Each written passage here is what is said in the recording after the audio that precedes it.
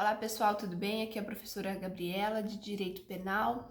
Vamos conversar hoje então sobre o crime de bigamia, né? O crime de bigamia ele está previsto aí no artigo 235 do Código Penal.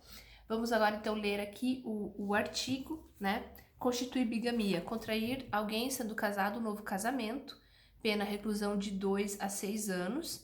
Parágrafo 1º. Aquele que, não sendo casado, contrai casamento com pessoa casada, conhecendo essa circunstância, é punido com reclusão ou detenção de 1 a 3 anos.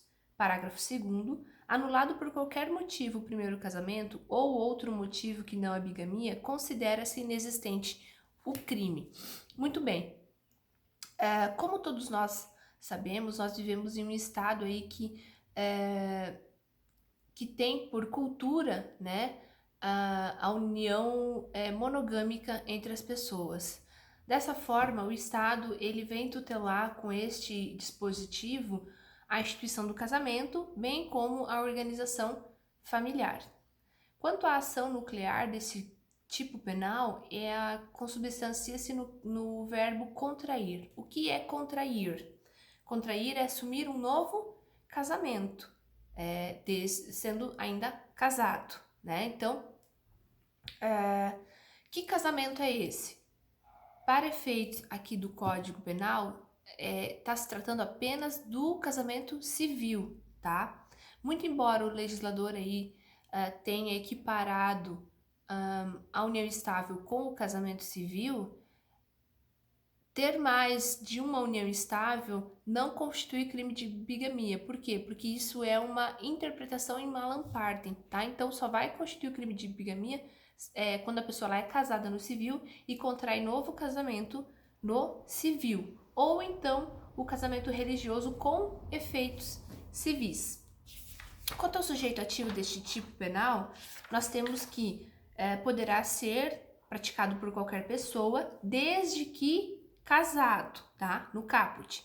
Já no parágrafo 1º, o legislador traz uma figura um pouco mais branda, tá? Para aquela pessoa que ela não é casada, tá? Ela não é casada, mas ela sabe da condição da outra pessoa, ela sabe que a outra pessoa ela é casada. Então, neste caso, poderá ser qualquer pessoa, né? Desde que sabe que está casando já com uma pessoa casada. Admite-se aqui, nesse caso, concurso de agentes, tá? A doutrina majoritária entende que sim, a testemunha poderá figurar aqui como partícipe deste tipo penal. Que testemunha é essa?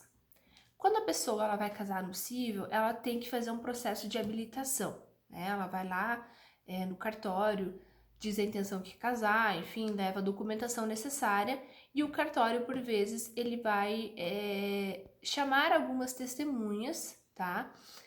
E a pessoa ela vai indicar essas testemunhas para que essas testemunhas atestem que a pessoa que quer casar ou as pessoas que querem casar não são casadas. Se a testemunha ela mente, tá? Sabendo que a pessoa que vai se casar ela já é casada, ela concorre então para a infração penal e também acaba praticando o crime de bigamia como partícipe. Já o sujeito ativo desse tipo penal, nós temos dois sujeitos ativos. Em um primeiro momento, nós temos o Estado como sujeito ativo, sujeito passivo primário, e em um segundo momento, o cônjuge lesado, né? Ou então, no caso do caput, o cônjuge que casou do segundo casamento, que não sabia que o seu cônjuge era casado. O elemento subjetivo aqui desse tipo penal é o dolo, consumação e tentativa. Quanto à consumação, este crime ele consuma-se com o assentimento formal dos nubentes, tá? Quando lá no momento da celebração os nubentes eles respondem sim que eles querem se casar. Então consuma-se no momento aí do consentimento formal destes nubentes pelo casamento. Quanto à tentativa, nós temos aí que separar, tá? Nós temos que identificar quando que começam os atos executórios. A maioria da doutrina entende que a habilitação para o casamento, ela não faz parte aí da execução do crime de bigamia. A execução do crime de bigamia, ela se inicia na celebração, tá? Então, para a grande maioria da doutrina, é possível a tentativa desde que iniciada a celebração, que é aí que se inicia os atos executórios, né? Naquele momento é interrompido o ato. Então as pessoas estão lá casando, estão celebrando o casamento, e naquele momento alguém interrompe, né, por qualquer motivo, a celebração deste casamento.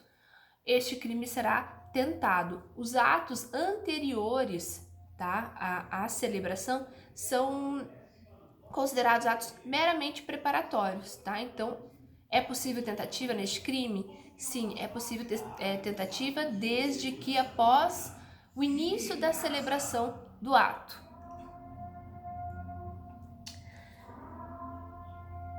É importante aqui a gente observar o parágrafo 2º do artigo, que ele dispõe que anulado por qualquer motivo o primeiro casamento, ou outro motivo que não a bigamia, considera-se inexistente o crime. Então vamos supor que a pessoa ela entra com um processo aí de anulação do seu casamento e ela casa, né? Então, no caso, o que vai ocorrer? A ação penal ela vai ter que ficar suspensa, porque em tese ele teria praticado o crime de bigamia, enquanto não resolver a ação civil. Se resolver a ação civil e for anulado o casamento, o primeiro casamento, haverá então, aqui no caso, o crime ele será inexistente, tá? Então, o processo penal ele vai ter que ficar suspenso, tá? De acordo com a regra do artigo 92 do Código de Processo Penal, ele fica suspenso, esperando aí o desenrolar da ação civil. Sendo anulado o primeiro casamento, não mais existe o crime de bigamia.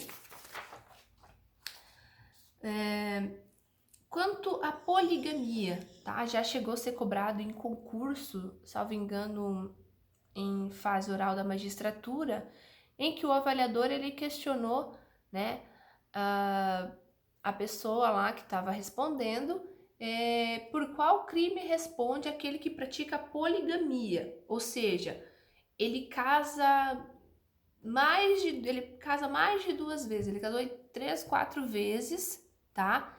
E por qual tipo penal responde essa pessoa aí que casa mais de 2 vezes, tá? Muito embora o nome do tipo penal é bigamia, tá? Ele vai punir também a poligamia. Então essa pessoa ela vai responder por vários, por vários não, né? Ele vai responder vamos supor que ele casou 2 vezes, ele vai responder por 2 crimes de bigamia em concurso material. A ação penal aqui nesse tipo, né, é a ação pública incondicionada, ela é pública incondicionada. Outro ponto importante aqui é quanto à prescrição, tá? A prescrição nesse tipo penal, ela só começa a ocorrer de acordo com o artigo 111, inciso 4 do Código Penal, só começa a ocorrer quando o fato se torna público, tá? Se torna de conhecimento, mas não de qualquer pessoa, tá? Quando ele se torna do conhecimento da autoridade pública.